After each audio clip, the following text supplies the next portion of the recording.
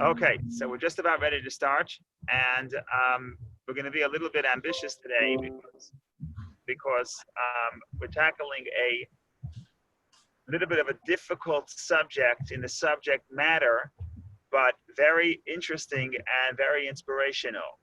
So I guess we're being a little brave this morning, but we'll take the plunge. So we want to get together and talk about the Rebbe's study of Torah because tonight yard sites.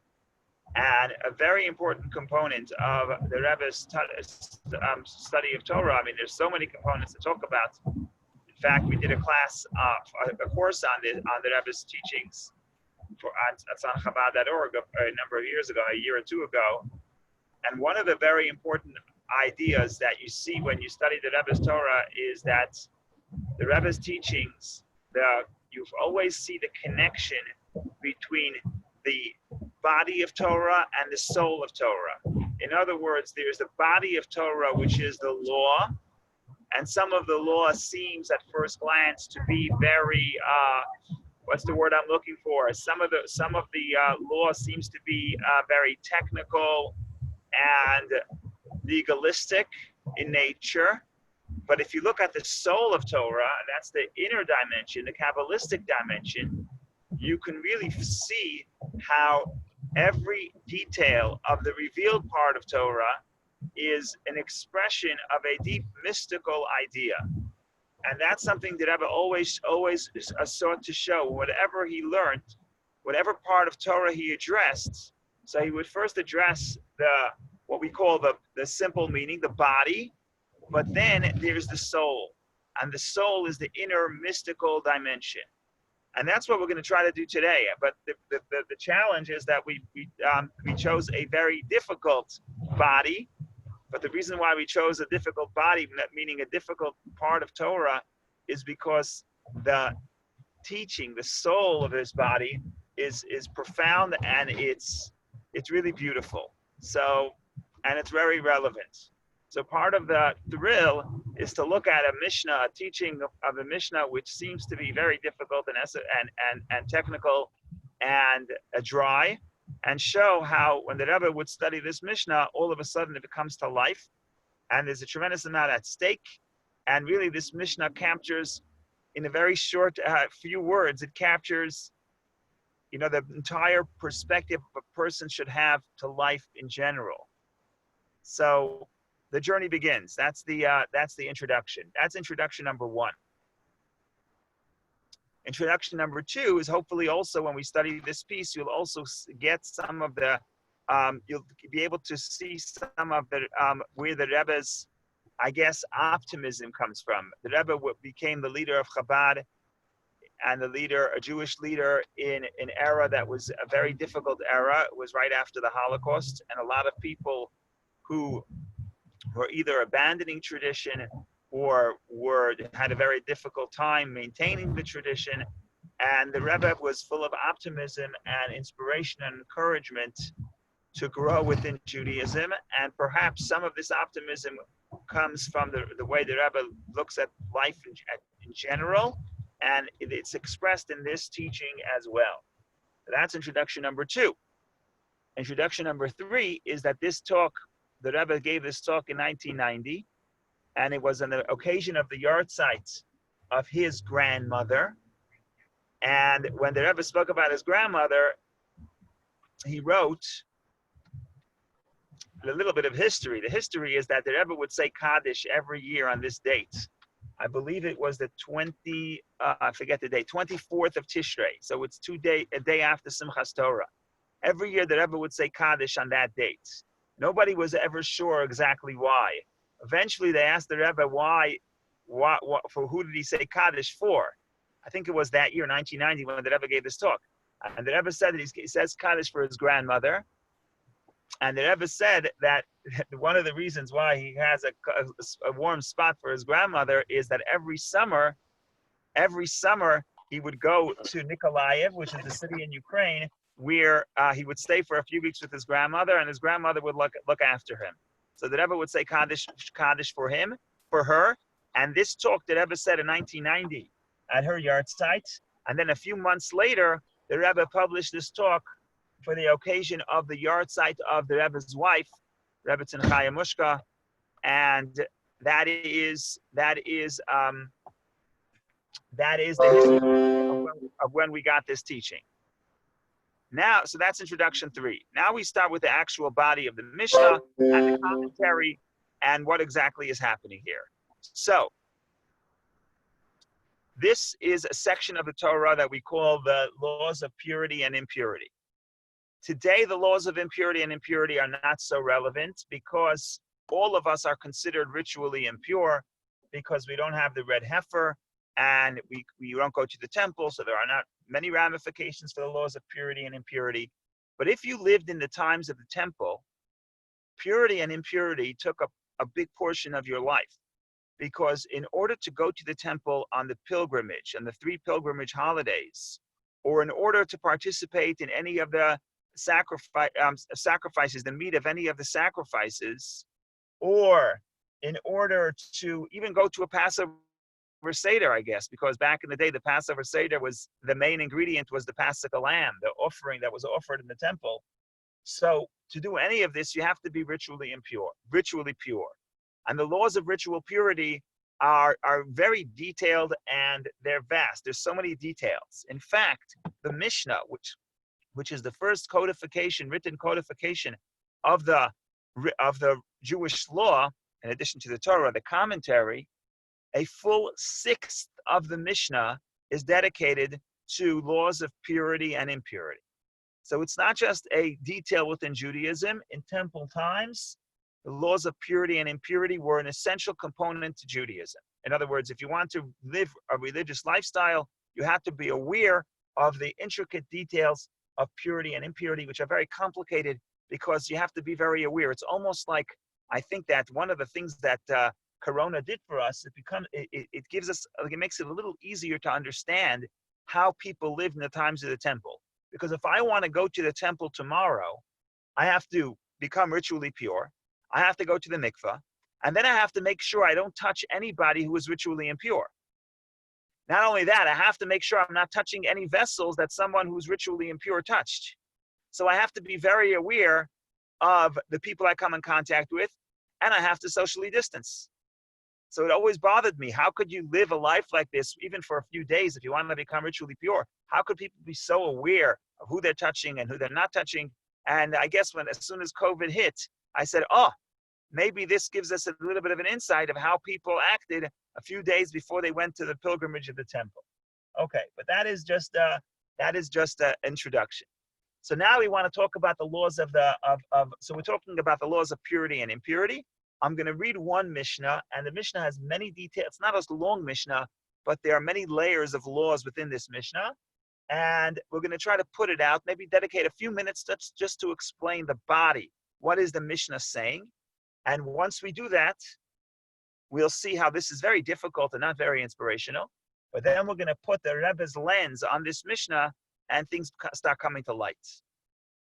So this Mishnah is it's within a tractate called Tractate Kelim. And Kelim means vessels, because again, not only do I have to be ritually pure, but if I'm eating my paschal offering or any other offering on the dishes also have to be pure. And if someone who's ritually impure touches one of my dishes, now my vessel or my dish or my couch or my table, it doesn't matter. One of those vessels could make me impure. So I have to be very aware of the status of purity, not only of myself, but also of my vessels. Vessels is a general word for vessels, but also furniture. And there's so many laws of the vessels, which type of vessels are susceptible to impurity, which types of vessels could become impure, which type of vessels cannot become impure. In the language of the Mishnah, they're not susceptible to impurity. In other words, even if somebody goes to a funeral and touches this vessel, the vessel doesn't become pure, doesn't become impure in this class of vessels. So there are so many intricate laws about the various aspects and details of the laws of vessels. In fact, it's a very long chapter. Kelim, I think it's very long, one of the longest, by far, one of the longest tractates of the Mishnah. I'm pretty sure it has, I don't know, I think it has 30 chapters. which is very long. So this chapter in this tractate lists all kinds of vessels, and within each category of vessels, it gives 3 examples.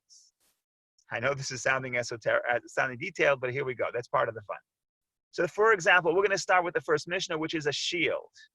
A shield. You go to war, you go to battle, you need a shield. So the question becomes, is a shield susceptible to impurity? If I'm impure, I touch my shield, does my shield become impure? What are the ramifications? If someone touches my shield, they too become impure. So that's the question. The question is, what's the story with the shields? And like everything else in the Torah, the answer is it depends. And the Mishnah is going to tell us that there are 3 categories of shields. What are the 3 categories of shields? The first category of shield is a shield that when you go to war and you want to lie down, you cover yourself with the shield, and the shield covers you and protects you from 3 sides. Both sides, and either you can lie on it, you lie on it. So you're lying down, and the shield covers you from 3 sides. That's one class of shields. That's one category. Another category is a shield, the regular shield that you think of when you think of a shield that you hold in your hand. And then you have another category, which is a very small shield.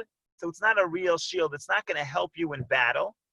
But what it will do, it's meant for a game. In other words, when the Mishnah says when the Arabs would dance, so one of the accessories they used when they danced was a small little shield. It wasn't serving any function. It was more of an accessory for beauty. And that's the third category of shield. And every category every type of shield has its own law. And we're going to read the law inside, try to explain a little bit, and then we're going to get to, hopefully, to the mystical dimension and talk about how this is relevant to every person's life. I missed one more introduction. The introduction that I missed is that this Mishnah is traditionally said on a yahrzeit. Also, if somebody is saying Kaddish the first year after a relative passes away, it's our custom, it's the Chabad custom to say this Mishnah every day before we say the Kaddish. So when the Rebbe explains this Mishnah, he says this Mishnah must be it has to have a general teaching that applies to everybody across the board, and it applies to life in general, which is why this Mishnah has been selected to be said before we say the Kaddish. So I need another few minutes to talk about the technical aspect of this law. And if you're not scared away by then, you get a medal. That's number 1. And number 2, you'll also get the mystical dimension. And hopefully that would be exciting. Hopefully you'll be as excited as I am. Okay. So I'm reading from a little handout that we sent in the email. And it's very short. It's only 4 lines, but we'll read. It's not so easy to understand because there's so many details. In other words, there's so many concepts that you need to understand before we read this Mishnah, but hopefully we can get through the Mishnah. So the Mishnah begins, there are 3 different types of shields. A bent shield, that's the one I referred to before, which is you lie down during battle and it protects you from 3 sides. That's why it's bent. If it's bent, it's susceptible to midras uncleanliness. Uncleanliness is not the perfect translation. It should be ritual impurity. But it's midras. What is midras uncleanliness? Without getting too detailed, midras literally means to step on. And the idea is that there are certain things that you lie on, or you step on, or you sit on, and those are susceptible to, and if you're lying on something that's designed to be lied on, in some ways that's the most severe form of impurity. I can elaborate later, but for now, let's just keep midras is the most severe form of impurity. In other words, yes, I could make my glass of coffee impure, but if I lie down on my bed or on a chair, so the bed and the chair will become a greater degree of impurity because it's meant to sit on or to lay on. That's what a medras is. Again, all this will be explained once we get to the mystical dimension.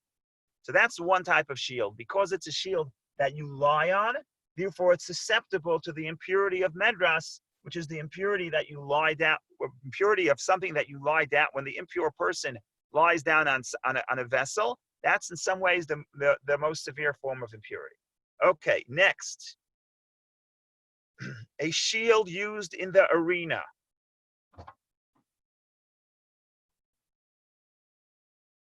Is susceptible to corpse uncleanliness. Okay. They're behind my chair.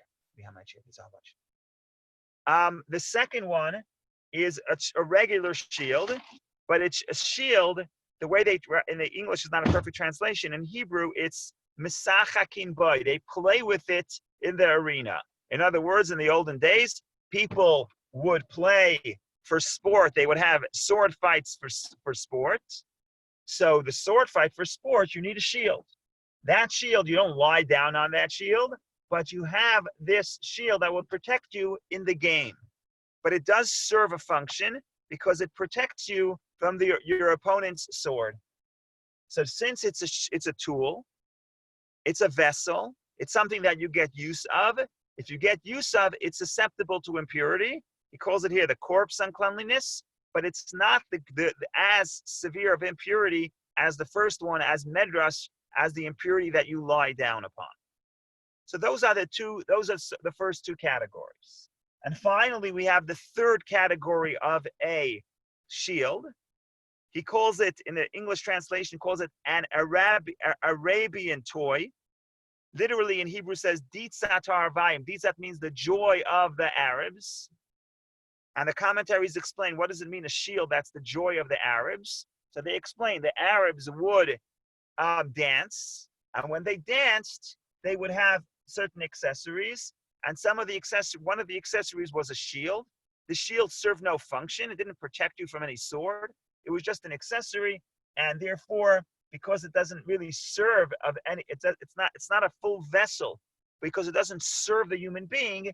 Therefore, the law is that it's pure from all uncleanliness. It's not susceptible to impurity at all. Why is it not susceptible to impurity at all? Because it's not a vessel. It doesn't serve a function. For a vessel to become impure, it has to serve a function. Okay, the good news is that if you survive this far, you've made it through the difficult parts. So you should give yourself a tap on the shoulder and buy yourself a medal and get yourself a treat. You survived the difficult part. Now, this seems, like I said, this seems to be a law that is very detailed, specific to the times of the temple. When I'm going to the temple, I have to be ritually pure. I have never seen a shield that you lie down on.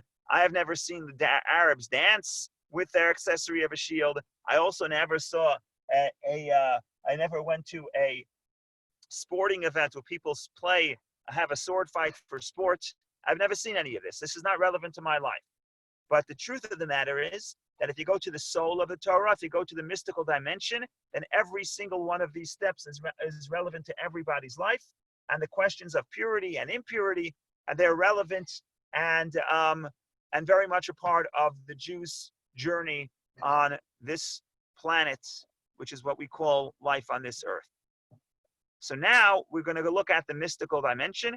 But if anybody has any questions on just the simple reading, the simple meaning of the law, please share, we'll clarify, and then we'll continue.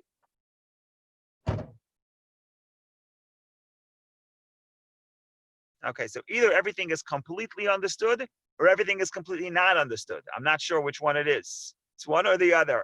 Either everyone understands nothing. No, I'm kidding. Everyone understands everything. Very good, very clear. Fine. Let's continue. Let's take the plunge. Now we're going to go to the mystical side. Like I said, the Rebbe says, if this is customarily studied on a yard site, what is a yard site? What is a yard site from the mystical perspective? So typically people think of a yard site as a sad event. Historically, people thought as a yard site as a sad event. But once the Kabbalah came around, the Kabbalah highlights that this yard site is not really a sad event. It's not really a sad day. Of course, naturally, there's a tinge of sadness, but the essence of a yard site is not a sad day. Beginning with the passing of Rabbi Shimon Bar Yochai, who's the author of the Zohar, on Lag BaOmer, he wrote that the day of his passing, he asked his students that the day of his passing should be a celebration. He called it in Aramaic a hilula. Sfaradim refer to a yard site as a hilula. Hilula literally is Aramaic for a wedding. So imagine you say, oh, someone passed away. We're making a celebration. We're making a wedding. Why a wedding? I mean, that's a very strange way of looking at a yard site. So from the perspective of the Kabbalah, the day a person passes away and the anniversary of that passing every day, every year, everything that person accomplished, all the mitzvot, all the good deeds, all the energy of that day, of that person in that day is present in a highlighted, in a heightened form in this earth. So if you really want to connect to the soul of the person who passed on, the day of the yard site, the entire intensity of everything that person achieved during his lifetime is available to connect to on a mystical level. So it's a great day of joy. And if we're going to study this Mishnah on a yard site, then this Mishnah actually has to capture all of a person's life.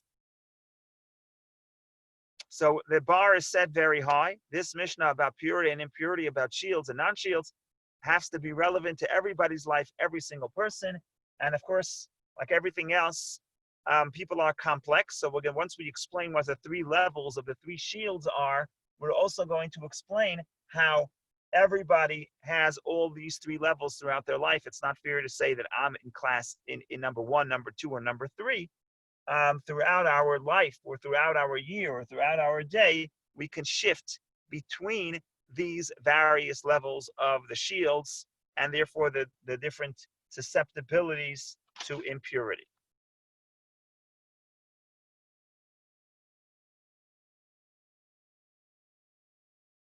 Okay, we have to begin somewhere, right? So where do we begin? So we will begin by saying as follows. If you talk about a shield from the mystical perspective, what's a shield? So if you look at life as the soul descending into this earth, and like the Talmud says, life is exciting. It's an exciting place. But life is also a challenging place for the soul, because the soul begins, the soul originates, the soul is a pure entity. It's a part of God. It's a spark of God. And then the soul is being sent into this earth. And this earth is a challenging place. Why is it a challenging place? Because in this world, the soul is enclosed in a body, and a body has physical needs and material needs, and there's temptation and there's negativity. And the soul, somehow, this pure soul, this innocent, pure part of God, has to navigate a very spiritually challenging existence on planet Earth. So that's the soul's challenge. What do you do when you have a challenge? You need protection. You need a shield. What is the shield? What is the spiritual shield that protects the soul, that allows the soul to remain loyal to her own pure identity? So what's the spiritual shield?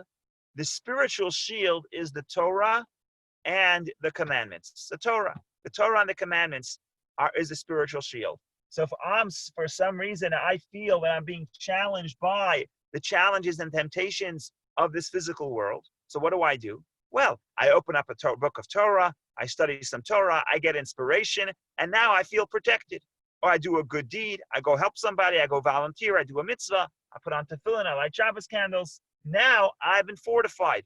Now I'm strengthened. Now my soul has the protection, the shield it needs to be able to function and continue and thrive in this world.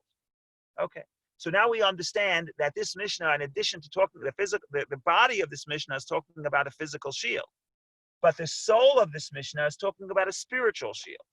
And once we're discussing a spiritual shield, now we see why we're not at the details yet, but now we see there's a lot at stake here, because when we talk about shield, we're not talking about a specific vessel or a specific mitzvah. We're talking about the entire framework of the Torah and the mitzvot as a shield, as a protection for the soul in its journey on this earth.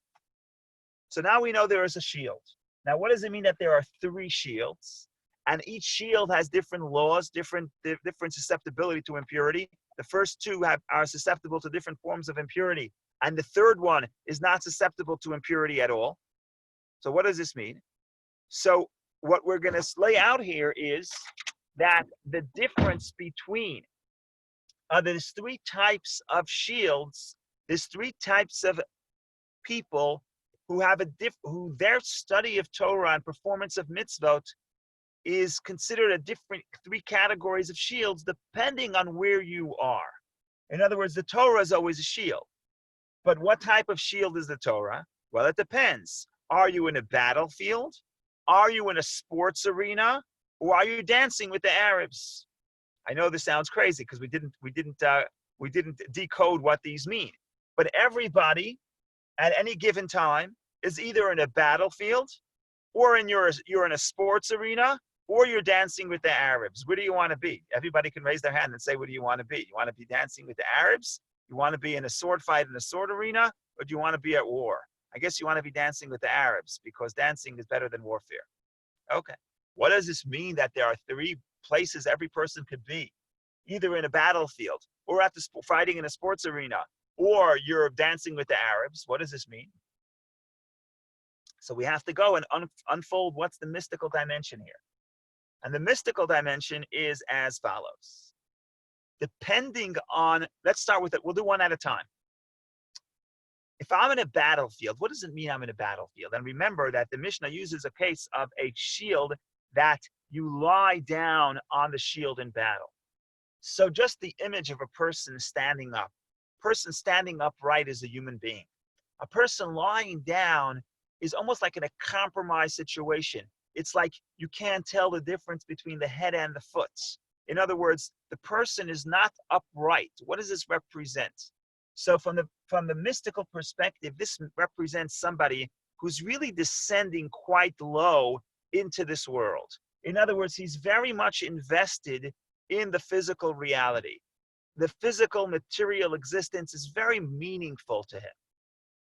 And because he's so spiritually low, meaning to say he's lying on this earth, he's lying on the ground, so he's spiritually very much connected and invested, and he desires the materialism of this world. Again, nothing is a sin. There's nothing wrong with what I just described, but that's the reality of this person's spiritual life. Because he's in that case where materialism is so meaningful to him, that's why life, his spiritual life, is a battle. What does a battle mean? It's very difficult because he's so connected to the materialism of the world. Therefore, the connection and maintaining holiness is very difficult for him. And because it's so difficult for him, we describe him as in a situation of he's in battle. And because he's in battle, he needs protection from all three sides. Now, the Torah could provide that protection. And therefore, this person should be studying Torah. And the Torah provides protection for even somebody who's very much invested in the material and physical pleasures of this world. But if I am in that state, it doesn't mean I'm impure, because I didn't describe any sin. It's all good. But I am susceptible to impurity. Susceptible to impurity means I have to be careful, because if I'm not on guard, then the involvement in the materialism could actually pull me down and make me very selfish and make me very self-centered, and it could cause negative consequences in my spiritual life. So there's nothing wrong with being very much connected to materialism, but if I am, I should know I'm in a battlefield. I'm going to be spiritually challenged, and I need to be careful not to be susceptible to impurity. I'm susceptible to impurity, and therefore I have to be careful not to be on guard, not make sure that my involvement in materialism does not pull me down even further and make me and create destructive habits within myself. That's step number one. And here we get to a beautiful step number two. What's step number two? Step number two is the shield used in the arena. In Hebrew, mesachakin bo bakunfain. We're playing with this shield in the arena. So here what's happening is very fascinating. So the Rebbe says the second step, the more elevated spiritual existence, is the person is not lying down. The person is upright. And what's fascinating here is the person is not at war. When this person lives his life, the second stage, the person is not at war. Why is he not at war? Is he not challenged by the temptation of this world? Is he not challenged by materialism of this world? Is he not challenged by the difficulties of this world? Is this world not a place that is a very challenging place? Even just survival is challenging. Certainly to survive spiritually intact is challenging. So how is this not a battle? So the answer is, for the second person, on his spiritual level, that person is not in battle. He's at an arena. This is a game. What does it mean this is a game? Right? A game is also very challenging. Sometimes I play basketball with my son. It's a challenging experience. It's not easy, but it's a game. What does it mean that it's a game? What it means is that, of course, it's a challenge, but you understand that this challenge is actually for your benefit. Just like when you go play basketball or you go play golf. What are you doing? You're creating a challenge because you know that this challenge will bring out something within yourself. It brings out something very positive within yourself. It brings out a skill that your skill set that it has within yourself. And you're not afraid of the challenge. In fact, you embrace the challenge because the challenge gives you pleasure. I always say that people in this world are challenged. What happens if you solve all your challenges? I have no difficulties. There's no obstacles in my life. So you would think I reached serenity. People want serenity. It's not true. They only say they want serenity. Nobody wants serenity. What happens when I solve all my challenges? You know what I do? Then I create an artificial challenge, otherwise called golf. Right? I solve all my problems, and then I go to the golf course. Why am I going to the golf course? I solve all my challenges. What do I need more challenges? Because the human being understands that a challenge could be a game. What does it mean it's a game? The greatest pleasure can be deduced from the challenge, overcoming challenge, because when you challenge and you persevere, you bring out the best within yourself, and you elevate your skills, and it's a very enjoyable experience. So the second stage is a person that's in this battle, in this world. The person is spiritually challenged, but the person realizes that life in this world is a game. What does it mean it's a game? Even when God created the challenge, God did not create the challenge to destroy you. God created the challenge so you could engage in the challenge and you could be strengthened through the challenge, and the challenge will bring out the best within you. So it's a game. It's not going to kill you. It's going to make you stronger, and it's going to give you pleasure. Okay? This person also is susceptible to impurity, but he's susceptible to a lesser degree of impurity. Why? Because his attitude of this world, he doesn't see the world as a war, where the challenge actually has the capacity to destroy you. He sees this world from the perspective of God. Why did God create the challenge? In other words, he sees the challenge from the perspective of God. Why did God create the challenge? God didn't create the challenge to destroy me. God created the challenge to help me bring out my deepest strength. And therefore, if you're looking from the perspective of God, then even something that's very difficult and very challenging, all it is a game. All it is we're in the arena and we're fighting. Now, if you're in an arena and fighting, yes, you're in an arena, but you're fighting, but it's not a war. The other guy's not going to kill you. The purpose of this activity is to bring pleasure and to bring joy, and to, most importantly, highlight the inherent skills that you have within yourself that have to be expressed. So this is step number 2. And like I said before, that we'll elaborate upon it if we have time. But like I said before, everybody goes through all these 2 levels. Sometimes I wake up in the morning, and the challenge that I face today seems like a battle. It doesn't seem like, oh, I'm not embracing the challenge. I don't feel that the challenge is actually infusing me with energy the way the basketball game does. I feel like the challenge can bring me down, and I feel like I'm at war, and I'm in a state of warfare. And in that case, that's one spiritual state. I have the protection of the Torah, but I'm much more susceptible to negativity. Some days or some moments of the day, I don't feel like I'm at war. Even my spiritual challenge, when I have a difficulty or I have a challenge or I have temptation, I don't see myself as a war where the temptation or challenge or negativity is going to threaten me. I see it to the contrary. I see it as an opportunity to overcome the challenge. This is a game that has to be won. This is an obstacle that's here to allow me to intensify my connection with holiness. If that's your attitude, and sometimes that is your attitude, then you're on a higher plane. If you're on a higher plane, you're not susceptible to impurity at all. And finally, we come to the third level. The third level is the Arabs dancing. Oh, the Arabs dancing. If you can connect to the spiritual level of the Arabs dancing, you're not susceptible to impurity. Of course, you're human, you'll make a mistake, but you're not susceptible, you're protected from impurity. In other words, it's very unlikely that your life, you will be challenged and there will be negativity within your life if you can maintain the level of dancing with the Arabs. What does it mean to dance with the Arabs? I know you're looking at me funny. Number one, the Arabs are good dancers. No, I'm kidding. They have beautiful music. But that's not what we're referring to over here. Here we're referring to more of the spiritual equivalent of the dancing of the Arabs. So let's think about dancing of the Arabs. Dancing of the Arabs, number one, it's dancing. We'll talk about the Arabs in a minute. Number one, it's dancing. So one state a person could be, the world is a warfare. The other state, the higher state, is that the world is not warfare, but it's a challenging game. It's a game, but even a game is challenging. Golf is challenging. Basketball is challenging. It's a game. It's here for your benefit. It's here to intensify your connection to spirituality. But it's still challenging. It's still a game. And then you can get to a higher spiritual level where life on this earth with the physicality, with the temptation, with the negativity is not war. It's not even a challenging game. What is it? It's a dance.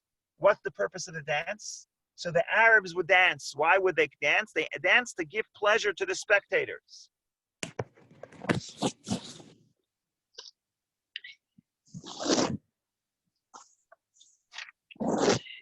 So who's the spectator?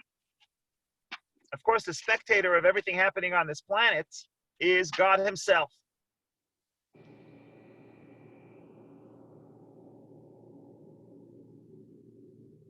What does it mean that I'm in a dance? I'm not at war.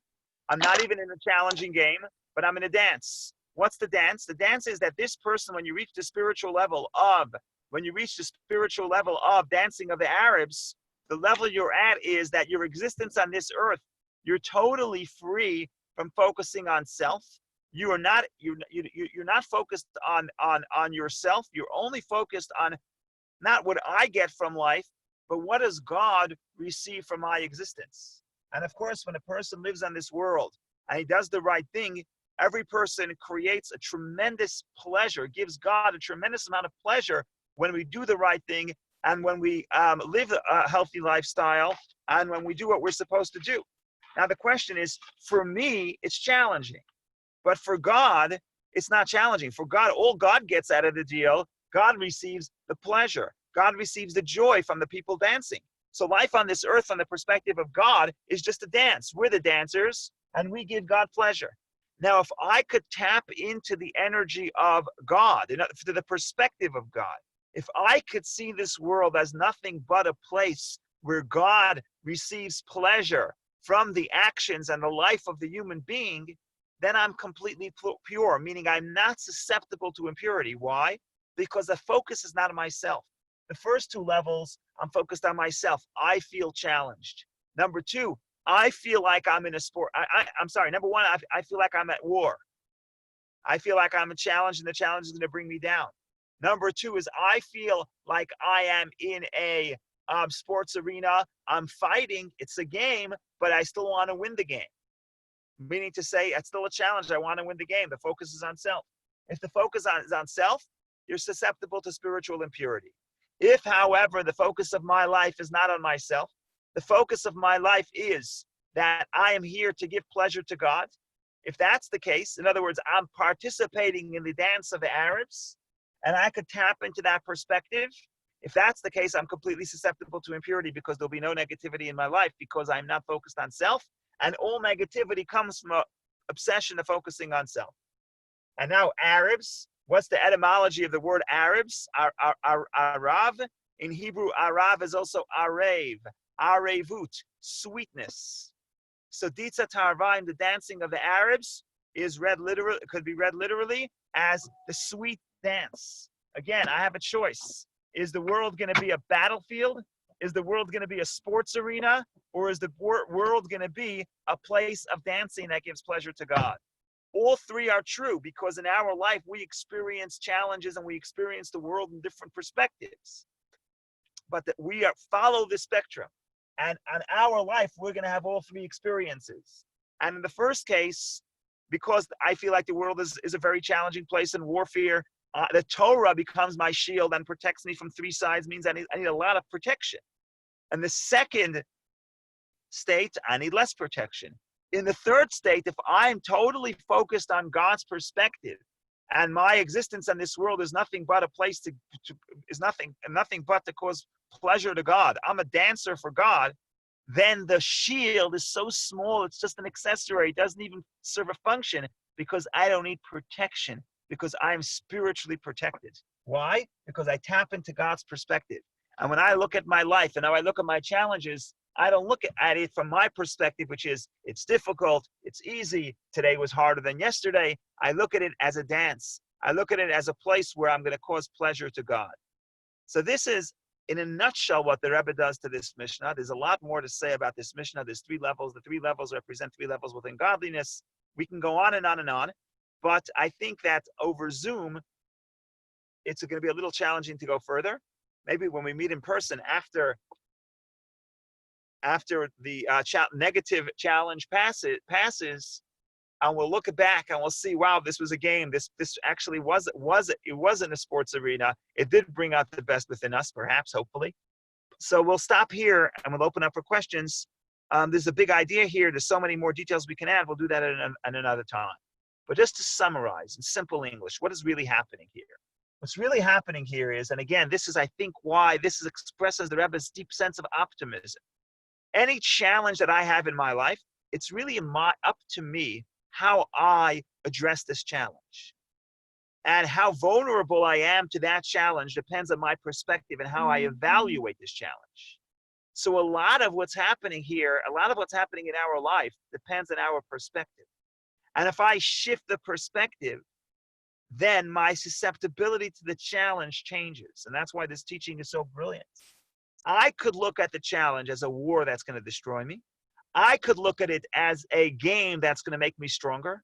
Or I could look at it as a place that, as an experience that's just going to cause pure pleasure to God.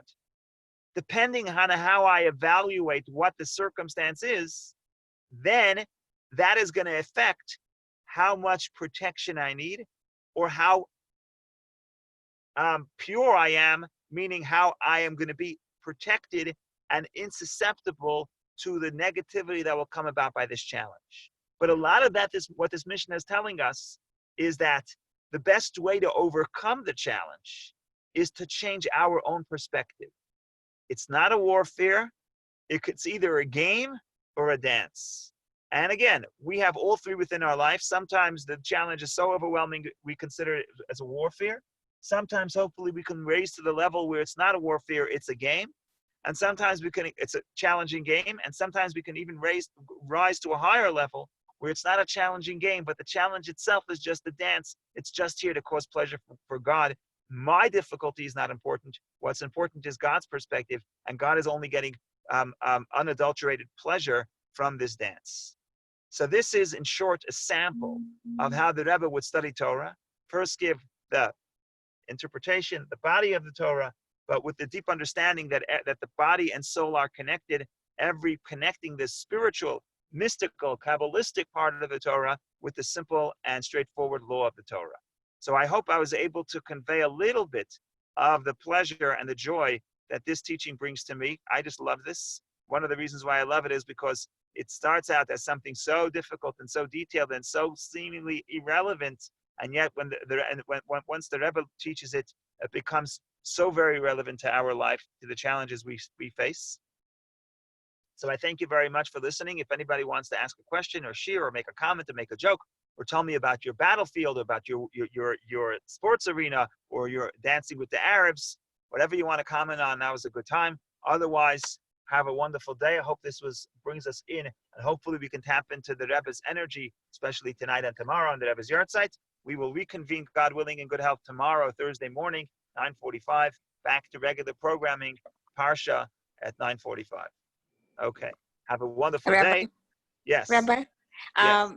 that was absolutely beautiful. I just want to thank you for the class and for trying to lift us to the level where we've experienced life as a dance. But for that to happen, don't we need a spiritual protection and the Torah?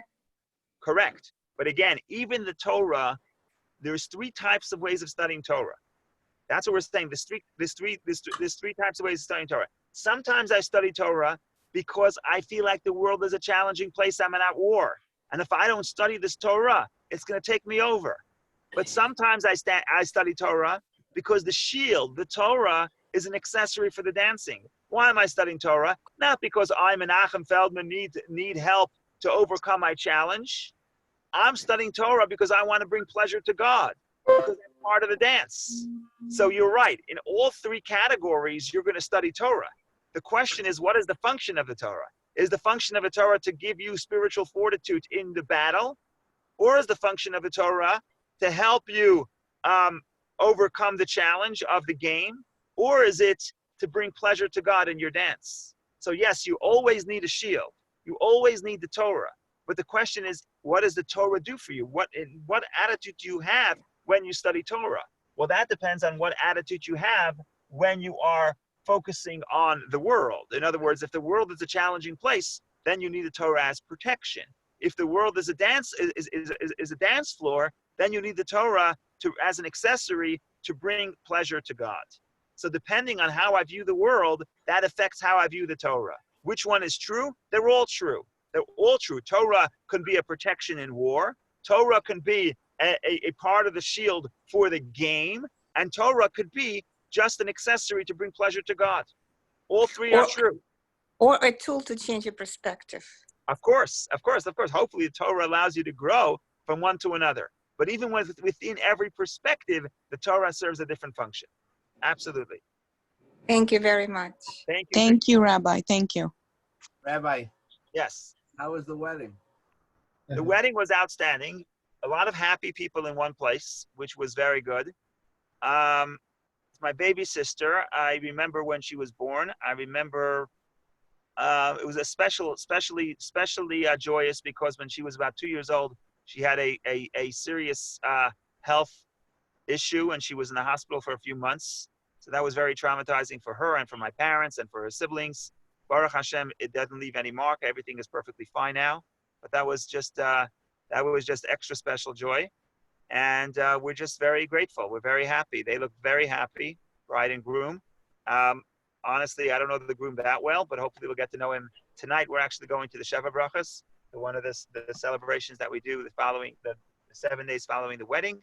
We're also going to spend time with them on Shabbat in Crown Heights at the Sheva Brachas. So we're just starting the journey of celebrating our life with them. But thank you for asking. Who is the groom? The groom, his name is Mendel Deitch. I know his family because we were a very small community. So his father, not him, but his father grew up maybe a half a block away from where I grew up. Of course, his father's older than me, but I'm on 544 Crown Street. They're at 518 Crown Street.